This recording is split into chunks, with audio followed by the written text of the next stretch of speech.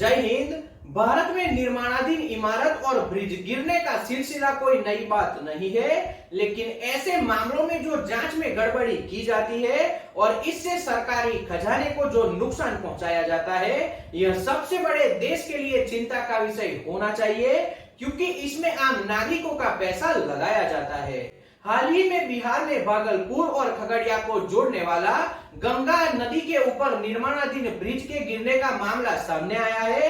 लगभग एक साल के करीब करीब एक ही ब्रिज का हिस्सा दूसरी बार गिरा है। तब चुनी हुई सरकार के रवैये पर प्रश्न खड़े होने ही चाहिए। और इसमें भी जब 1700 करोड़ के लागत के कोई ब्रिज का निर्माण कार्य हो रहा हो, 1700 करोड़ इसमें लगाए गए हो, ऐसे में सरकार की जिम्मेदारी बनती है कि तुरंत इसके ऊपर जांच बिठाकर इसके दोषियों को सजा मिलनी चाहिए। लेकिन भारत में जब ऐसी कोई भी दुर्घटना घटती है तो ज्यादातर सरकार के साथ जुड़ी कंपनियों को ही ऐसी इमारत बनाने का या ब्रिज बनाने का ठेका दिया जाता है, और इसी वजह से जांच में दिलचस्पी नहीं दिखाकर ऐसे लोगों को बचाने की कोशिश चुनी हुई सरकारों के द्वारा अब तक होती रही है। सभी मामलों में ऐसी कंपनियां बच जाती है।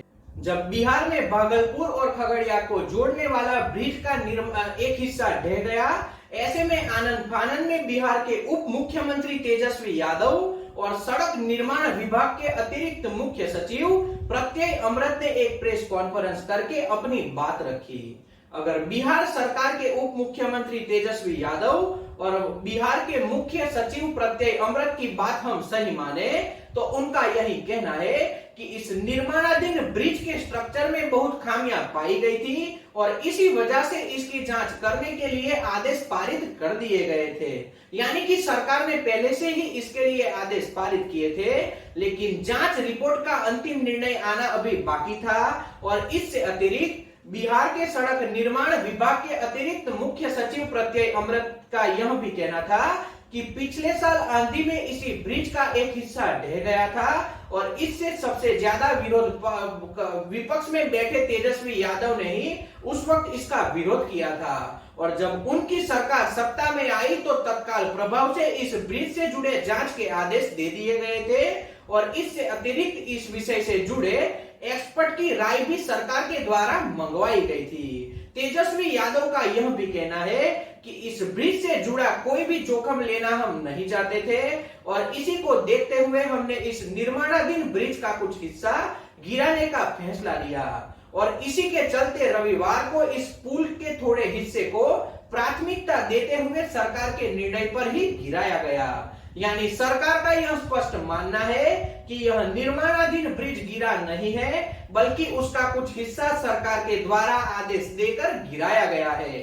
अब यहाँ पर स्पष्ट हो जाता है कि सरकार के आदेश से ही इस ब्रिज को गिराया गया और आम सी बात है कि इस ब्रिज को गिराने को किसी की भी जान नहीं गई होगी, किसी को भी किसी भी तरह का नुकसान भी नहीं पहुंचा होगा, क्योंकि इसे गिराने का निर्णय सरकार के द्वारा लिया गया था। लेकिन यहाँ पर प्रश्न खड़ा होता है कि चुनी हुई सरकार और बिहार के इस विभाग से जुड़े सचिव प्रत्यय अमृत का कहना है कि जिस कंपनी को ब्रिज का ठेका दिया गया था उस कंपनी के खिलाफ प्राथमिकी दर्ज करवाने की कार्रवाई हो चुकी है और इस कंपनी को अब ब्लैकलिस्ट किया जाएगा। और बिहार के मुख्यमंत्री नीतीश कुमार ने इससे जुड़ी जांच की रिपोर्ट भी मंगवाई है ताकि इस घटना से जुड़े सभी बातों पर गौर किया जाए और दोषियों को सजा दिलवाई जाए। लेकिन हम बिहार की चुनी हुई सरकार को पूछना चाहते हैं, अगर 1700 करोड़ रुपए की लागत से इस ब्रिज को बनाने का ठेका दिया गया तो इस निर्माणाधीन ब्रिज में पिछले एक साल से ज्यादा वक्त से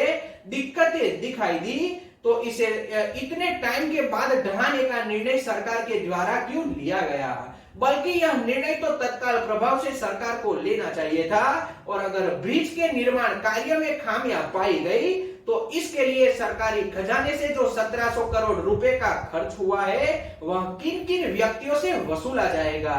क्योंकि बिहार में पहले भाजपा से जुड़ी सरकार थी और अब लालू प्रसाद यादव की पार्टी की सरकार है।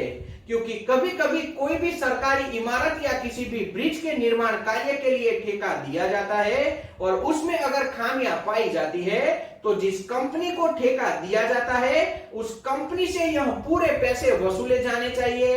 तभी हम ऐसा मान सकते हैं कि चुनी हुई सरकार लोकतांत्रिक तरीके से कार्यरत है और लोगों के पैसों का अच्छे तरीके से उपयोग हो रहा है। अब इस घटना से चुनी हुई बिहार की सरकार किस तरह का निर्णय लेती है उस पर आने वाले दिनों में आम नागरिकों को निगरानी रखनी चाहिए, ताकि आम जनता के पैसों का सरकार किस तरीके से उपयोग करती है वह सभी जनता को पता चले।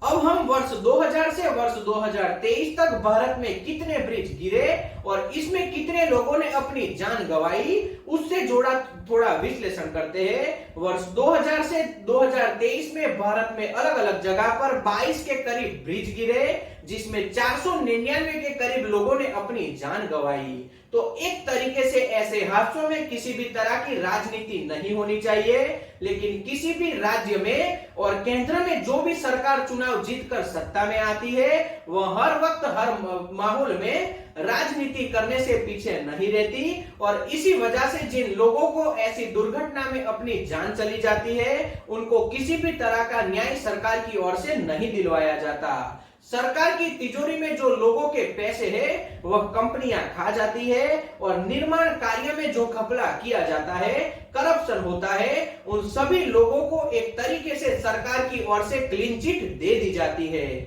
और इन सब के ऊपर एक मुख्य कारण है और वह है भारत की राजनीति। तो किसी भी सरकार को राजनीति करने से अच्छा है कि किसी भी निर्माण कार्य में जो करप्शन किया जाता है उस पर रोक लगाने का प्रयत्न होना चाहिए।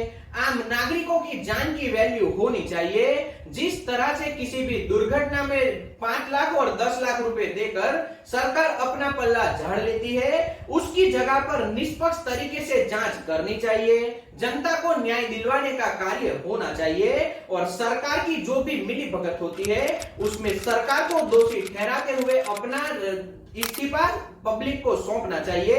यही सच्चा राजधर्म है। तो आज के विश्लेषण में इतना ही। जय हिंद।